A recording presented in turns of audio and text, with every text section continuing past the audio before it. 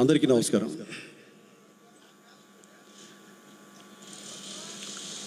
నన్ను వేదిక మీదకి పిలుస్తూ సినీ దర్శకుడు బాబ్జీ అని సంబోధించారు. అది నాకు సంతోషమే. కానీ ఇక్కడ ఈ సందర్భంలో ఈ వేదిక పైన ఈ ఊరిలో మీ అందరి ముందు మీ బిడ్డగా మీ సోదరుడిగా నేను కోరుకునేది అది కాదండి. ఒక్క రోజైనా ఒక్కసారైనా కమ్యూనిస్టుగా బ్రతుకునేస్తామా? ఆ గొప్ప నీకు తెలుస్తుంది మిత్రమా. వర్గరహిత స్వర్గమది నేస్తమా, అచట మానవతే విలసిల్లును మిత్రమా అనే ఒక గొప్ప సాంగ్ని, అద్భుతమైన పాటను, కమ్యూనిస్టు ఉద్యమ చరిత్రలో చిరకాలం ఉండిపోయే ఒక పాటను రాసే అదృష్టాన్ని, జ్ఞానాన్ని ఇచ్చిన కమ్యూనిస్టు బిడ్డగా నన్ను మీరు ఈ వేదిక మీదకి ఆహ్వానించారని చెప్పి నేను సాంప్రదాయవాదులు కొన్ని పదాలు వాడుతుంటారు. ఈ జన్మకు ఇది ఒక వరం, నా జన్మ ధన్యమైంది. అటువంటి పదాలు ఇక్కడ వాడచ్చు లేదు, కానీ అవి రెండు కరెక్ట్గా నాకు సరిపోతాయి ఆ పాట కారణంగా. ఎక్కడికి పోయినా ఈరోజు నన్ను సినీ దర్శకుడు బాబ్జీ కంటే కూడా ఒక్కరోజైనా ఒక్కసారైనా కమ్యూనిస్టుగా బ్రతుకు నేర్చుస్తామా అనే పాట రాసిన రచయితగా సంబోధిస్తూ, పిలుస్తూ, ప్రేమిస్తూ హక్కును చేర్చుకుంటాను. నిజంగా నా అదృష్టం అండి. ఇక్కడ కార్మిక చట్టాల గురించి, హక్కుల గురించి, వాటిని హరిస్తున్న అదృశ్య హస్తాల గురించి, ప్రత్యక్ష హస్తాల గురించి ఇక్కడ ఉన్న పెద్దలు, నాయకులు మాట్లాడినంత గొప్పగా, లోతుగా మాట్లాడే పరిజ్ఞానం నాకు లేదు. కానీ సిఐటియు జాతీయ మహాసభలు విశాఖపట్నం నగరం నడిబొడ్డున జరుగుతున్న వార్త విన్నప్పటి నుంచి, నేను ఎప్పుడో విద్యార్థిగా ఉన్నప్పుడు పాడుకున్న ఒక పాట ఎప్పుడు ప్రతిరోజు నా నాలుక పైన ఆడుతూనే ఉంది. పాట పూర్తిగా గుర్తులేదు, కానీ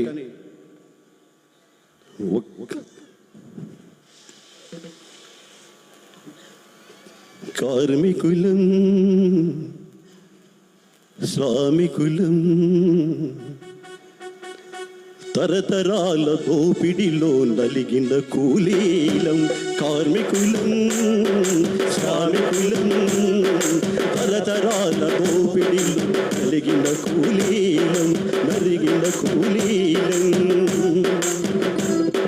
గాలి నీరు భూమంతా మీ సొంతమా, అరే గాలి నీరు భూమంతా మీ సొంతమా, అరే కానుకెద్దు లాంటి బ్రతుకు మా కంకితమా, కానుకెద్దు లాంటి బ్రతుకు మా కంకితమా.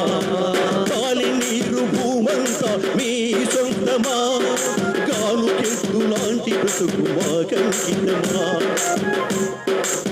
ఈ పాట ఎందుకు పాడానంటే, నేను విద్యార్థిగా ఉన్నప్పుడు, విద్యార్థి ఉద్యమాల్లో ఉధృతంగా తిరుగుతున్నప్పుడు, ఇదే వైజాగ్ మహానగరంలో ప్రజానాట్య మండలి నిర్వహించిన పాటల శిక్షణా శిబిరంలో మొట్టమొదటిసారిగా ఈ పాట నేను నేర్చుకున్నాను. అంటే అప్పుడు నేర్చుకున్నాను కాబట్టి అప్పటి నుంచి ఇంతవరకు ఈ వయసును, క్యాలెండర్లను లెక్కపెట్టి చెప్పడం కోసం నేను చెప్పట్లేదు. విద్యార్థిగా ఉన్నప్పుడు నేర్చుకున్నాను, యువజన ఉద్యమాల్లో ఉన్నప్పుడు నేర్చుకున్నాను, కమ్యూనిస్ట్ ఉద్యమంలో తీవ్రంగా తిరుగుతున్నప్పుడు నేర్చుకున్నాను. ప్రజా కళాకారునిగా ఒంటి మీద, భుజం మీద గొంగలేసుకొని, కాలికి గజ్జ కట్టుకొని, చేతిలో డప్పు పడుకొని పాడుతున్నప్పుడు కూడా ఇదే పాటను పాడుకున్నాడు. ఇక్కడి నుంచి సినిమా పైన ఉన్న ప్రేమతో, అభిమానంతో సినీ పరిశ్రమలకు వెళ్ళిన తర్వాత సినిమా కళాకారులు కూడా అప్పుడు పాడుకున్నాను, ఇప్పుడు పాడుకున్నాను, ఇప్పటికీ ఈ రోజు ఇక్కడ కూడా పాడుకుంటున్నాను. అంటే దీని అర్థం ఏంటి? ఆ రోజు ఉన్న సమస్యలు ఇంకా అలాగే ఉన్నాయని కదా అర్థం. ఆ రోజు ఉన్న కార్మికుల పైన జరుగుతున్న దోపిడీలు ఇంకా జరుగుతున్నాయని కదా అర్థం. ఇంకా ఘోరంగా కార్మికుల హక్కులను రాక్షసంగా కాలరాసే దుర్మార్గులు, దుష్టులు రాజ్యం వెళుతున్న ఈ రోజుల్లో నాలాంటి కళాకారులు సినీ పరిశ్రమలు ఉన్నప్పటికీ కూడా ఆ పాటను గుర్తు చేసుకొని ఇంకా ఇంకా పాడుతూనే ఉంటాం చెప్పడం కోసమని ఈ పాట పాడుతున్నాను. గాలి నీరు భూమంతా మీ సొంతమా, మీ సొంతమా. ఎవరైతే కార్మికుల హక్కులను కాలరాస్తున్నారో, అంబానీ, ఆదానీలారా, ఇది మీకు సొంతమా? సాధ్యం కాదు. ఇది పోరాటాల పురిటిగడ్డ. ఎక్కడో పుట్టి ఎక్కడో పెరిగి ముందు గులాముల్లా వంగి వంగి సలాములు కొట్టుకుంటూ ఈ దేశంలో అడుగుపెట్టిన బ్రిటిష్ ముష్కర్లను ఈ దేశ పొలిమేర నుంచి తరిమి కొట్టడం కోసం ఆ రోజు సాగిన మహోజ్వల స్వాతంత్ర పోరాటంలో వీరుల్లాగా పోరాడి విజృంభించిన వీర విప్లవ సింహం అల్లూరి సీతారామరాజు నడయాడిన గడ్డ ఇది. బ్రిటిష్ ముస్కడు రూదర్ఫర్డ్ ఈ నేలపై నుంచే తరిమి కొట్టిన గడ్డ ఇది. మనకు స్వాతంత్ర పోరాటం గురించి తెలుసు, ఆంగ్లేయుల గురించి తెలుసు, ఎక్కడి నుంచో వలస వచ్చారు ఈ దేశానికి అని తెలుసు. ఆంగ్లేయులు మన దృష్టిలో విలన్స్. మన గాంధీ, మన భగత్ సింగ్, మన రాజగురు, మన సుఖదేవ్, మన కర్తార్ సింగ్, వీళ్ళు మన హీరోలు. అల్లూరి సీతారామరాజు, వీళ్ళు మన హీరోలు. ఈ హీరోల గురించి మనకు తెలుసు. కానీ బ్రిటిష్, అంత పెద్ద బ్రిటిష్ పాలకులు, బ్రిటన్ నుంచి, లండన్ నుంచి వచ్చిన బ్రిటిష్ పాలకుల పేరు చెప్పమంటే మనం ఒకే ఒక్క పేరు చెప్తాం, రూదర్ఫర్డ్. రూదర్ఫర్డ్ ఒక్కడే మనకు చాలా మంది తెలుసు. మా అజయ్ శర్మ గారు, ఇలా పెద్ద పెద్ద నాయకులు ఉన్నారు, గ్రంథాలు చదివి చరిత్రను చదివిన వ్యక్తులు, వారికి తెలిసేమో చాలా మంది పేర్లు. కానీ మాకు మాత్రం రూదర్ఫర్డ్ మాత్రమే తెలుసు. అజయ్ శర్మ గారు ఎలా తెలుసు అంటే, మా హీరో సూపర్ స్టార్ కృష్ణ గారు అల్లూరు సీతారామరాజు సినిమా తీశాడు కాబట్టి, ఆ సినిమాను చూశాం కాబట్టి, ఆ సినిమాలో రూదర్ఫర్డ్, ఈ గాలి మీ దేశానికి తీసుకొచ్చావా, ఈ భూమిని మీ దేశానికి తీసుకొచ్చావా, ఈ గాలి మాది, ఈ నేర మాది, ఈ భూమి మాది, నువ్వు ఎవరు రాస్కెల్ మిస్టర్ రూదర్ఫర్డ్ అని పదే పదే ఆ సినిమాలో 100 సార్లు పలికాడు. కాబట్టి అవి విన్నాం. కాబట్టి బ్రిటిష్ వాళ్ళు, బ్రిటిష్ విలన్ అంటే ఎవరంటే రూదర్ఫర్డ్ అని మనకు తెలుసు. అటువంటి రూదర్ఫర్డ్ ని తరిమి కొట్టిన గడ్డ విశాఖపట్నం గడ్డ.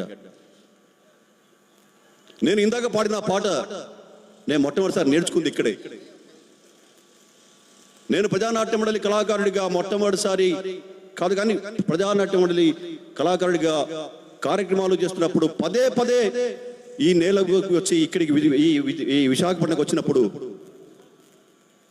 ఇక్కడ బస్సు దిగినప్పుడు, ట్రైన్ దిగినప్పుడు నేను వెంటనే నేలకు తలను ఆనిచి ఓ దండం పెట్టుకున్నాను ఒక వ్యక్తికి. ఆ వ్యక్తి పేరు కూడా అల్లూరి సీతారామరాజే. నాకెందుకు చిన్నప్పటి నుంచి అల్లూరి సీతారామరాజు అన్న, భగత్ సింగ్ అన్న ఆ పేరు వింటే, ఆ పదం, ఆ అక్షరాలను చూస్తే వాళ్ళు పులకరించిపోతుంటుంది. అవి విప్లవ భావాలు. అవి రావడానికి కారణం నా తల్లి ఎర్ర జెండా బిడ్డగా నేను ఈరోజు మీ ముందుకు మళ్ళీ చెప్తున్నాను. నేను సినిమా దర్శకుడిగా రాలేదు. ఈ ఇంట్లో నుంచి బతుకు తెరువు కోసం సినీ పరిశ్రమలోకి వెళ్ళిన వ్యక్తిని ఈరోజు నా తల్లి ఇంట్లో, నా కుటుంబంలో పండగ తిరుగుతుంటే ఈ తల్లి బిడ్డగా నేను రాకుండా ఎలా ఉంటానండి? వాళ్ళు పులకరిస్తూ నా సోదరుల మధ్య, నా సోదరుని మధ్య, నా ఇంట్లో, నా కుటుంబంలో మా ఎర్రపు తల్లి, ఎర్ర జెండా తల్లి దగ్గర ఉన్నాను అని ఆనందంతో ఉన్నాను నేను ఇక్కడ. మిత్రులారా,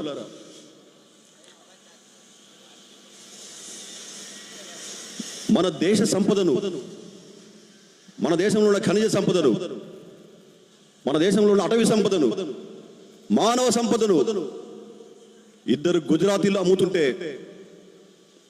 ఇద్దరు గుజరాతీలు కొంటున్నారు. అడవులు కదా అమ్ముతున్నారు, ఫ్యాక్టరీలు కదా అమ్ముతున్నారు, పొలాలు కదా అమ్ముతున్నారు అని మనం అనుకుంటున్నారేమో. టోటల్ మన భారతదేశం మొత్తాన్ని అమ్ముతున్నారు. ఈ భారతదేశంలో ఉన్న మన సొంత ఇళ్లను కూడా అమ్ముతున్నారు, మన మిద్దెలను అమ్ముతున్నారు, మన గుడిసెలను అమ్ముతున్నారు, మన కొంపలను అమ్ముతున్నారు. మనం ఉన్న ఇల్లు కూడా మనవి కాకుండానే అమ్మి పారేస్తున్నారు. ఈ నేపథ్యంలో మీ అందరి సమక్షంలో మీ బిడ్డగా, మీ సోదరునిగా నేను ఒక పిలిపిస్తున్నాను. యాక్చువల్గా ఈ పిలుపు నేను కాదు, ఇక్కడ జరుగుతున్న CUT మహాసభలో అక్కడ మాట్లాడతారేమోనేమి అని ఈ రోజు సభలో ఇక్కడ మన బిడ్డడు, మన సోదరుడు తన చిరు ఆశలాగానో, ఒక నినాదం లాగానో, ఒక కోరిక లాగానో ఈ పిలిపించాలని చెప్పేసి అక్కడ చర్చ జరుగుతుందేమో, ఇక్కడి నుంచి ఆ పిలిపిస్తారని చెప్పేసి ఆ మాట మీ అందరి ముందు సభాముఖంగా చెప్తున్నారు. మరో స్వాతంత్రానికి మనం సిద్ధం కావాల్సిన సందర్భం, పరిస్థితి ఈరోజు ఉంది మిత్రులారా, సోదరులారా. అప్పుడు అంతే కదా, పొట్ల చేత పట్టుకొని వ్యాపారం కోసం వచ్చిన బ్రిటిష్ ముష్కరులు మనం దోచుకున్నారు. మన రాష్ట్రాలను, మన దేశాలను, మన గ్రామాలను. హలో అలా వాళ్ళు వచ్చినప్పుడు మౌనంగా చూస్తున్నాం. వ్యాపారస్తులు కదా వస్తున్నారు, అమ్ముకుంటారు, పోతారులే అనుకున్నాం. వ్యాపారస్తులు కదా ఏదో చిన్న షాపులు పెట్టుకుంటారు అనుకున్నాం. క్రమంగా మన దేశాన్ని ఆక్రమించుకున్నారు. 200 సంవత్సరాల పాటు మన దేశాన్ని పరిపాలించారు. మనల్ని బానిసలుగా బతకమన్నారు. వారిని మన దేశానికి తరిమి కొట్టడం కోసం ఎంతమంది వీరులను మనం ఉరికోయలకు ఎక్కించాం. భగత్ సింగ్, రాజుగురు, సుఖదేవ్ లాంటి మా సోదరులు ఎంతమంది చిరు ప్రాయంలో చిరునవ్వుతో ఉరికోయిన ముద్దాడుతూ ఇంక్విలాబ్ జిందాబాద్ అంటూ నిలదీస్తూ నేల కొరిగిపోయారు. మళ్ళీ మనలోంచి భగత్ సింగ్లు రావాలా, రాజుగురు రావాలా, సుఖదేవులు రావాలా? మళ్ళీ మనం ఆ తుపాకీ కూడా ఆ బ్రిటిష్ ముష్కర్ల మాదిరిగా ఇప్పుడు వస్తున్న ఈ ఆదాని, అంబానీ లాంటి బ్రిటిష్ ముష్కర్ల వారసుల తుపాకులకు, తూడాలకు మళ్ళీ మన గుండెలను మనం ఎదురొద్దాలా? మన ప్రాణాలను అర్పించుకోవాలా? తప్పేలా లేదు చూస్తుంటే. తప్పనిసరిగా మరొకసారి మన దేశం బానిసత్వంలోకి వెళుతుందేమో అనిపిస్తుంది. వెళ్తుంది. ఆల్రెడీ ఆ ప్రస్థానం ప్రారంభమైంది. దయచేసి మీరు లోతుగా గమనిస్తే, లోతుగా అధ్యయనం చేస్తే, ఇటువంటి మహాసభలకు వచ్చి ఇక్కడ నాయకులు చెప్తున్న మాటలు వింటుంటే ఇది కేవలం సిపిఎం పార్టీ కోసమో, సిఐటియు కోసమో పార్టీ ప్రచారం లాగానే కాదు, ఒక బాధతో జరుపుకుంటున్న మహాసభలు ఇవి. దేశ పరిస్థితి గురించి బాధపడుతూ జరుపుతున్న సభలు ఇవి. సిఐటియు జాతీయ మహాసభల పేరిట అక్కడ జరుగుతున్న చర్చలు ఏమైపోతుంది, ఈ దేశం ఏమైపోతుంది, మన వారసత్వం ఏమైపోతుంది, మన భారతీయుల భవిష్యత్తు అని చెప్పేసి, మన కార్మికుల భవిష్యత్తు అని చెప్పేసి, మన విద్యార్థి లోకం భవిష్యత్తు, మన పసి పిల్లల భవిష్యత్తు ఏమైపోతుందని చెప్పేసి బాధపడడానికి ఈ సభలు జరుపుకుంటున్నారు. మరో స్వాతంత్ర పోరాటం కోసం. నిజంగా నేను ఈరోజు ఏదో ఆవేశంగా చెప్తున్నాను కాదు, భారత్ చెప్తున్నాను, భయంతో చెప్తున్నాను. తప్పనిసరిగా మరొక స్వాతంత్ర పోరాటం మనం చేయాల్సి వస్తుందేమో, దానికి సన్నాహంగా సిద్ధంగా ఉండాల్సి వస్తుందేమో అని చెప్పేసి నేను కోరుకుంటున్నాను. నేనైతే రెడీగా ఉన్నాను. భగత్ సింగ్ లాగా ఉరికోయకు వెళ్ళడానికి సరే నేను రెడీగా ఉన్నాను. మీరు రెడీగా ఉంటారని అనుకుంటాను. ఉన్నారు కాబట్టి, మీలో ఆ భావాలు ఉన్నారు కాబట్టి ఈరోజు ఇక్కడ వచ్చారని చెప్పేసి నేను భావిస్తున్నాను. ఆజా శర్మ గారికి నేను ఒక విన్నపం చేస్తున్నాను. ఇక్కడున్న పార్టీ అభిమానులుగా, ఉద్యమ అభిమానులుగా, వామపక్ష అభిమానులుగా మేమందరం ఇక్కడ ఈ వేదిక వరకే మాట్లాడగలుగుతున్నాం. మీరు అక్కడ జరుగుతున్న సిఐటి జాతీయ మహాసభలో మీరు మాట్లాడబోతున్నారు. అక్కడి నుంచి ఈ మహాసభల గురించి ఏదో మన పార్టీ కార్యక్రమంలో భాగంగా, మన ఉద్యమ ప్రస్థానంలో భాగంగా ఈరోజు జాతీయ మహాసభలు జరుపుకుంటామని మనం అనుకుంటున్నాం. కానీ ఎవరైతే ఆ నల్ల దొంగలు ఉన్నారో, ఎవరైతే మన విశాఖ ఉక్కును దోచుకోవడం కోసం కాసుకొని ఉన్నారో వాళ్ళంతా భయపడుతున్నారు. రాజా శర్మ గారు, ఇదొక సింబాలిక్స్. నేను ఒక సినిమా దర్శకుడిగా చెప్తున్నాను. ఏదన్నా మనం సినిమా కథ రాసుకున్నప్పుడు, సినిమా తీస్తున్నప్పుడు, సినిమా సన్నివేశాల చిత్రీకరణ జరుపుతున్నప్పుడు క్లైమాక్స్ కు ముందు లేదా ఇంటర్వ్యూలకు ముందు ఒక సింబాలిక్ షాట్ ను చూపిస్తాం. కొన్ని సినిమాలలో హీరో ఇంట్రడక్షన్ లోనే ఒక సింబాలిక్ షాట్ చూపిస్తాం. ఎప్పుడైతే సింబాలిక్ షాట్ వస్తుందో, ఎప్పుడైతే సింబాలిక్ గా ఒక పాట వస్తుందో, ఎప్పుడైతే సింబాలిక్ షాట్ లాగా ఆ సినిమాలో ఉన్న ప్రధాన పాత్రలు లేదా హీరో లేదా బాధితులు ఒక ఇంటర్వెల్ బ్యాంకు చూపిస్తారో, ఇంటర్వెల్ తర్వాత నుంచి పోరాటం ప్రారంభమవుతుంది. ఆ సినిమాలో ఏదైతే సమస్య చూపిస్తామో ఆ సమస్య పరిష్కారం కోసం ఇంటర్వెల్ తర్వాత నుంచి సినిమా ముగిసే వరకు ఆ ప్రస్తావన కొనసాగుతుంది. నేను అదే అనుకుంటున్నాను. ఈ రోజు విశాఖపట్నం గడ్డ మీద జరుగుతున్న ఈ మహాసభలు, సిఐటియు జాతీయ మహాసభలు, మా సినిమా భాషలో చెప్పాలంటే ఒక సింబాలిక్ షాట్ లాగా నేను భావిస్తున్నాను. విశాఖ ఉక్కు ఆంధ్రుల హక్కని మేము చిన్నపిల్లలు పాడుకున్నాం. విశాఖ ఉక్కు ఆంధ్రుల హక్కని పోరాడి నినదించిందెవరు అని నేను 7th క్లాస్లోనో 8th క్లాస్లోనో పాడుకున్నా. అటువంటి విశాఖ ఉక్కును కాపాడుకోవడం కోసం మరో స్వాతంత్ర పోరాటానికి ఈ సభలు పిలుపు ఇవ్వాలని చెప్పేసి సిఐటివి అభిమానిగా, ఒక వామపక్ష ఉద్యమ అభిమానిగా నేను కోరుతున్నాను. ఈ ప్రతిపాదనను సినిమా పరిశ్రమలో ఉన్న మన బిడ్డ, ప్రజానాట్య మండలి బిడ్డ, వామపక్షాల బిడ్డ వచ్చేసి ఒక విన్నపం లాగా ఈ సభా వేదిక మీద చెప్పారని చెప్పేసి ఆజా శర్మ గారు, ఇక్కడ నాయకులు సిఐటి సభలో ఒక ప్రతిపాదనగా వినిపించాల్సిందిగా కోరుకుంటున్నారు. నిజంగా ఇక్కడి నుంచి మరో స్వాతంత్ర పోరాటానికి మీరు పిలిపిస్తే ఎక్కడెక్కడ ఉన్న మేమంతా, ఎక్కడెక్కడ ఉన్న వామపక్షవాదులు, ఎక్కడెక్కడ ఉన్న వామపక్షాల బిడ్డలు, ఎక్కడెక్కడ ఉన్న ఎర్ర జెండా బిడ్డలు ఆ స్వాతంత్ర పోరాటంలోకి రావడానికి సిద్ధంగా ఉన్నారని చెప్పండి. నేను కోరుకుంటున్నాను. ఇక్కడి నుంచి నేను ఈరోజు మీటింగ్ అయిపోగానే వెళ్ళిపోతున్నాను షూటింగ్ పని మీద. కానీ సభల ముగింపు రోజు సిఐటి మహాసభలు ఎటువంటి పిలిపిస్తాయంటే నేను కోరుకుంటుంది మరో స్వాతంత్రానికి పిలుపు ఇవ్వాలని చెప్పి నేను కోరుకుంటున్నాను. ఇకపోతే రెండోది మిత్రులారా, సిఐటియు అనగానే అది కార్మికులకు సంబంధించిన సంస్థ. మేము కూడా కార్మికులమే. సినిమా పరిశ్రమలో ఉన్న నిర్మాతలు తప్ప నాలాంటి దర్శకులు, రచయితలు, పాటల రచయితలు, కెమెరామెన్లు మేమంతా కార్మికులమే. మేమంతా సిఐటియులో భాగస్వామ్యమే, ఏఐటియుస్లో భాగస్వామ్యమే, కార్మిక సంఘాల్లో భాగస్వామ్యమే. ఇక్కడ చదువుకొని ఈ రాష్ట్రంలోనో దేశంలోనో ఎక్కడెక్కడో పల్లెటూళ్ళలో గ్రామాలలో పట్టణాలలో ఉండి చదువుకొని విద్యాభ్యాసం చేసుకొని విద్యాబుద్ధులు నేర్చుకొని పొట్ల చేతు పట్టుకొని రకరకాల సంస్థలలో రకరకాల ప్రాంతాలలో మేము జీవిస్తున్నాం. కొంతమంది ఉద్యోగాలు చేస్తున్నారు, కొంతమంది వ్యాపారాలు చేస్తున్నారు. నాలాంటి వాళ్ళు సినిమా పరిశ్రమల్లో సినిమా కార్మికులంగా మేము అక్కడ ఉంటున్నాం. జనగణమంతా జై జై పలికే సినిమా, జనగణమంతా జై జై పలికే సినిమా, జయ జయ ధ్వనులతో ఎదలను మీటే సినిమా, జగతి సిగలోన జాబిలమ్మ మన సినిమా, ప్రగతి వీణయ్యై పల్లవించెను సినిమా, తరళ తరళ సౌహార్ద యవనికల వెలిగే సూర్యకిరణం, తరళ తరళ సౌహార్ద యవనికల వెలిగే సూర్యకిరణం, లలిత లలిత నవ పవన వీచికల కదిలే కలల గమనం, పంచేంద్రియానం సినిమా, ప్రపంచ జ్ఞానం సినిమా, వసంత సమీరం సినిమా, తుషార బిందువు సినిమా.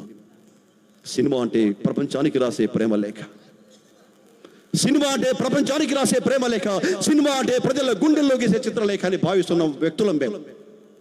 సినిమా అంటే మేము వ్యాపారంగా భావించట్లేదు.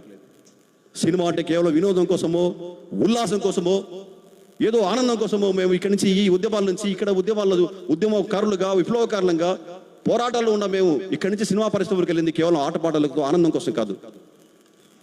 మానవ జాతిపైన మనుషులపైన ప్రజలపైన విపరీతమైన ప్రభావాన్ని చూపించే సినిమా మాధ్యమం నుంచి మేము ఏదైతే నేర్చుకున్నామో తల్లిదండ్రుల నుంచి లేకపోతే ఉద్యమ నాయకుల నుంచి రాజకీయ పాఠశాలలోకి వెళ్ళి విద్యార్థి ఉద్యమాల్లోనో యువజన ఉద్యమాల్లోనో ప్రజా నాట్యమణిలోనో మేమైతే ఏదైతే నేర్చుకున్నామో దాన్ని ఎక్కువ మందికి చెప్పాలనుకుంటున్నాం. ఒక నాటకం వేస్తే ఈ విధంగా ఒక వేదిక మీద ఉంటాం, ఒక 100 మంది 200 మంది 1000 మంది ఉంటారు. లేదా ఒక పాట పాడితే ఒక 1000 మంది వింటారు. అదే మేము ఒక సినిమా తీస్తే లక్షలాది మంది కోట్లాది మందికి వెళ్తుంది. కాబట్టి ఆ సినిమాను కేవలం వినోదం కోసమో లేకపోతే ఉల్లాసం కోసమో ప్రజలను రెచ్చగొట్టడం కోసమో చెడగొట్టడం కోసమో తీస్తున్న పరిస్థితుల్లో అక్కడికి కూడా వెళ్ళి సినిమా పరిశ్రమను ప్రక్షాళన చేసి మన ఎర్ర జెండాతో వెండి తెరడు ఎరుపుగా మార్చాలనుకుంటున్నాం, అరుణారుణంగా మార్చాలనుకుంటున్నాం. ఆ క్రమంలోనే మేము వెళ్ళాం. ఏదో బాబ్జీ అనే వ్యక్తి మన పార్టీలో పనిచేశాడు, అక్కడికి వెళ్ళాడు, ఏదో సినిమాలు తీస్తున్నాడు, అతను సినిమాలు తీసి విడుదల చేసినప్పుడు మనం అందరం చూద్దాం అని దయచేసి అనుకోవద్దు. ఎందుకంటే నేను ఈ మధ్య కాలంలో చేసిన సినిమా తీశాను మిత్రులారా.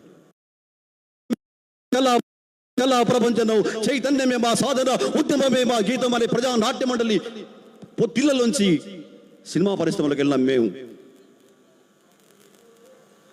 ఏదైతే ఇక్కడ నేర్చుకున్నామో ప్రజలను చైతన్యవంతం చేయడం కోసం సినిమా అనేది ఒక బలమైన సాధనం అనుకొని అప్పటికే మేము సినిమా పరిశ్రమలోకి ప్రవేశించినప్పుడు ఉన్న టి కృష్ణ గారు, మాదాల రంగారావు గారు వాళ్ళు తీసిన సినిమాలు, అప్పుడు వచ్చిన ఎర్ర సినిమాలు, ఆ తర్వాత కూడా క్రమంలో టి కృష్ణ మెమోరియల్స్ నుంచి నాగేశ్వరరావు గారు, ఈతరం ఫిల్మ్స్ నుంచి బాబురావు గారు నాట్యం కళాకారులుగా ఇక్కడ మేము భూమి భాగతమో రాజకీయ భాగతమో వేస్తుంటే ఒక 1000 మంది మాత్రమే చూస్తున్నారే. అదే సినిమాకు లక్షలాది మంది వస్తున్నారే. ఏ లక్ష్యంతో అయితే మనం ఒక కళారూపాన్ని తయారు చేస్తున్నామో ఆ కళారూపం యొక్క లక్ష్యం విస్తృతంగా ఇంకా ఎక్కువ మందికి, లక్షలాది మందికి, కోట్లాది మందికి వెళ్ళాలంటే సినిమా కదా కరైన మార్గం అని చెప్పేసి నేను సినిమా పరిశ్రమలోకి వెళ్ళాను. మేము వెళ్ళిన కొత్తలో నేను అసిస్టెంట్ డైరెక్టర్ గాను ఇంకా డైరెక్టర్ కాకముందు ఎర్ర సినిమాలను బాగా ఆడే పరిస్థితి ఉంది. అభ్యుదయ చిత్రాలను బాగా చూస్తున్నారు.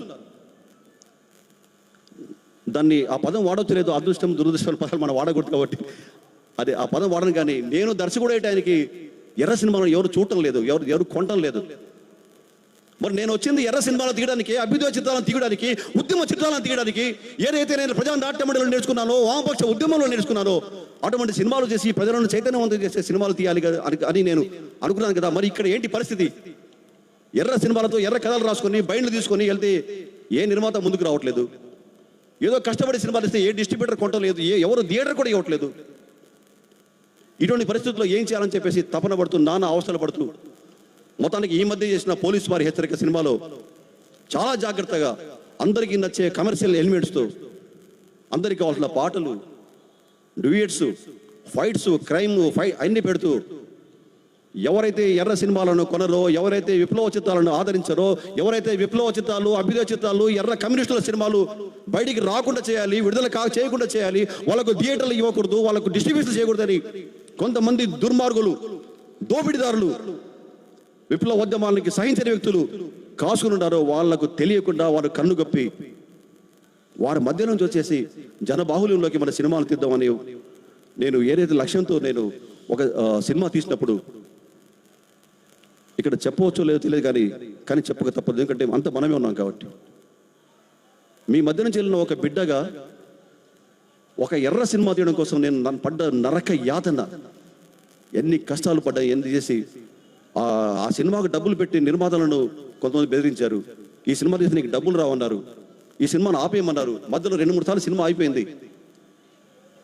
ఏంటి మళ్ళీ ఇన్ని రోజుల తర్వాత ఒక మాదల రంగారావు గారు, ఒక టీ కృష్ణ గారు, ఆ తర్వాత ఈతరం ఫిలిమ్స్ వాళ్ళందరూ సినిమాలు ఎర్ర సినిమాలు తీసి ఒక అభ్యుదయ చిత్రాలు చూస్తే వాటిని చూసి కదా నేను టెంప్ట్ అయ్యి ఈ ఇండస్ట్రీకి వచ్చాను. నేను నా లైఫ్లో ఒక్క ఎర్ర సినిమా కూడా తీయలేకపోతానా, ఒక్క అభ్యుదయ చిత్రం కూడా తీయలేకపోతానా. రేపు నేను వైజాగ్కో ఒంగోలుకో ఎక్కడికి వెళ్ళి ఇక్కడి నుంచి వెళ్ళిన బిడ్డగా ఇదిగో ప్రజానాట్య మండలి బాణితో నేను కూడా ఒక సినిమా తీశాను, నేను కూడా ఇటువంటి ప్రశ్నలు కొనసాగిస్తానని చెప్పాలని చెప్పేసి ఎంత మదన పడ్డానో, ఎన్ని నిద్ర లేని రాత్రులు నేను ఆ సినిమా కోసం నేను తప్పించాను. అప్పుడు నా నిర్మాతలతో నేను చెప్పిన మాట ఏంటంటే, రాష్ట్ర వ్యాప్తంగా ప్రతి 2 రాష్ట్రాలలో ప్రతి ఊరిలో ఎరుపు తల్లి బిడ్డలు ఉన్నారు. కమ్యూనిస్ట్ పార్టీ తరఫున, వామపక్ష సిపిఎం పార్టీగానో, AISF, SFI, DYFI, AISF, Prajanatya Mandali, వ్యవసాయ కార్మిక సంఘం, రైతు సంఘాలు, మహిళా సంఘాలు, ఇలా విస్తృతంగా 2 రాష్ట్రాలకే కాదు దేశమంతా చల్లబడ్డ విత్తనాల్లాగా మా వాళ్ళంతా ఉన్నారు. ఇన్నాళ్ళ తర్వాత ఒక ఎర్ర సినిమా వస్తుందంటే జెండాలు భుజాన వేసుకొని వచ్చి సినిమాలు చూస్తారు, జెండాల్లాగా మారి వచ్చి సినిమాలు చూస్తారని అని వాళ్ళు మాట ఇచ్చాను. కానీ చూడలేదు. అప్పుడు నా పరిస్థితి ఎక్కడ ఎలా ఉందో ఒకసారి ఊహించుకోండి. నా నిర్మాతకు నేను ఏమని సమాధానం చెప్పాల్సి వచ్చిందో. చాలా ఇబ్బంది పడ్డాను మిత్రులారా, చాలా బాధపడ్డాను. అయినా బాధలే కాదు, ఏడుపు వచ్చిన, కన్నీళ్ళు వచ్చిన, మరొకసారి నా మాతృ సంస్థ, నా తల్లి లాంటి ఈ వేదిక మీరు చెప్తున్నారు, నా చివరి నెత్తురు బిందు నేల రాలేంత వరకు ప్రజానాట్య మండలి బిడ్డగా, ఎరుపు తల్లి బిడ్డగా ఎర్ర సినిమాలు తీస్తూనే ఉంటారు. మీరంతా ఉన్నారు, మీ సపోర్ట్ ఉంది, మీ మద్దతు ఉంది.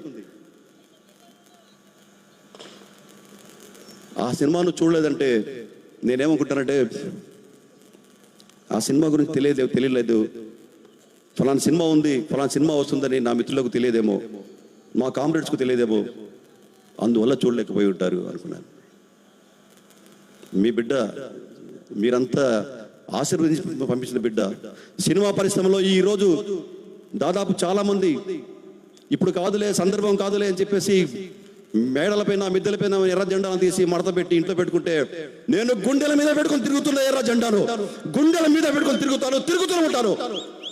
ఎంతమంది పెట్టుబడిదారులు, భూస్వాములు ఎరుపు సినిమాలను నిరసించే వాళ్ళు, ఎరుపు సినిమాలను తొక్కేయాలనుకునే వాళ్ళు, ఈ సినీ పరిశ్రమలో కూడా ఎవరా ఈ ఎర్ర బిడ్డ అనుకునే వాళ్ళు ఛాలెంజ్ చేస్తున్నాం.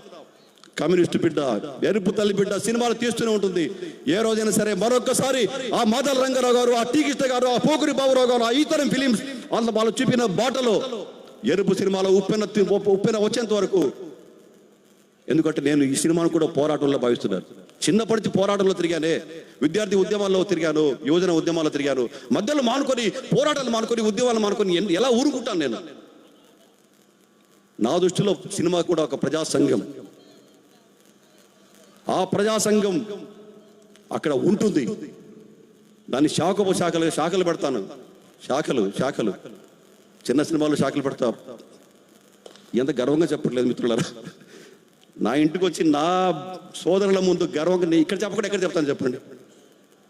నా ఇంట్లోనే గర్వంగా మాట్లాడకుండా, నా కుటుంబంలో నేను మీసం మెలెత్తకుండా, ఎన్ని కష్టాలు వచ్చినా, ఎన్ని నష్టాలు వచ్చినా, ఎన్ని ఎదురు దెబ్బలు వచ్చినా, ఎన్ని వెన్నుపోట్లు వచ్చినా, ఇక్కడి నుంచి ఈ కమ్యూనిస్టు నాయకులు, కమ్యూనిస్టు పార్టీ, మార్కిస్టు పార్టీ, వామపక్ష పార్టీలు సినిమా పరిశ్రమ వైపుకు సంధించిన అస్త్రాన్ని నేను ఇది గర్వంగా చెప్పట్లేదు. ఎప్పుడైతే మనం ఓడిపోతామో, ఎప్పుడైతే దెబ్బ తగులుతుందో అప్పుడు ఈ పదాలు రావాలి, ఈ ధైర్యం రావాలి. ఇప్పుడు చెప్తున్నాను, అనౌన్స్ చేయను కానీ ఈ వెన్నుపోట్లు, ఈ దోపిడీని తట్టుకుని మరో 2 సినిమాలు మన నేపథ్యంలో, మన వామపక్షాల నేపథ్యంలో ఒక మహానాయకుల బయోపిక్లతో అతి త్వరలో మీ ముందుకు రాబోతున్నాను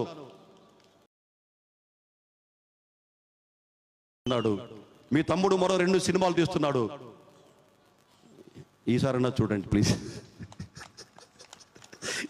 ఈసారైనా చూసి అక్కడ కొంచెం ధైర్యం ఇస్తే చివరి వరకు పోరాడతాను ప్లీజ్. ముగింపుగా నేనేదో నా సొంత సినిమా డబ్బా కొట్టినట్టు అనుకోవద్దు. మరొకసారి చెప్తున్నాను, నేను సినిమా పరిశ్రమను కూడా మన ప్రజా సంఘం అనుకుంటున్నాను. ఒక విద్యార్థి సంఘంలాగా, రైతు సంఘంలాగా. ఇంత పెద్ద పవర్ఫుల్ మీడియా అండి అది. ప్రజలను చైతన్యవంతం చేసే మీడియా. ఆ మీడియా మన ప్రజా సంఘం కాకుండా ఎలా పోతుంది? అక్కడ మన జెండా పాతకపోతే ఎట్లా? ఎక్కడో ఒక ఫ్యాక్టరీ ఉంటే ఎక్కడ వెళ్ళి మన జెండాను పాతామే? ఎక్కడో రైతులు భూపాలన చేస్తుంటే, లేకపోతే ఇళ్ల కోసం పోరాడుతుంటే అక్కడ జెండాలు పెట్టి నిరాదేశాలు పెట్టి టెంట్లేసి నిరాదేశాలు చేస్తామే? విశాల బాహుల్యాన్ని ప్రభావితం చేయగలిగే 3 అక్షరాల సినిమా అనే మహాద్భుతం. సినిమా అంటే ప్రపంచానికి రాసే ప్రేమలేఖ అని నేను పాట రాసుకున్నానే. అక్కడ మన శాఖ పెట్టమా? అక్కడ మన యూనిట్ పెట్టమా? అక్కడ మన బ్రాంచ్ పెట్టమా? అక్కడ మన ఎన్నికలు జరపమా? అక్కడ మన జెండాలు ఎగరేయమా? ఎగరేద్దాం. మరొకసారి, సినిమా అంటే ప్రపంచానికి రాసే ప్రేమలేఖ. సినిమా అంటే ప్రపంచానికి రాసే ప్రేమలేఖ. సినిమా అంటే ప్రపంచానికి రాసే ప్రేమలేఖ. సినిమా అంటే వామపక్షాలు రాసిన ప్రేమలేఖ అని చెప్పేసి చెప్తూ సవినయంగా మేము ముందు చెప్పుకుంటూ సెలవు తీసుకుంటాం. ధన్యవాదాలు. Thank you.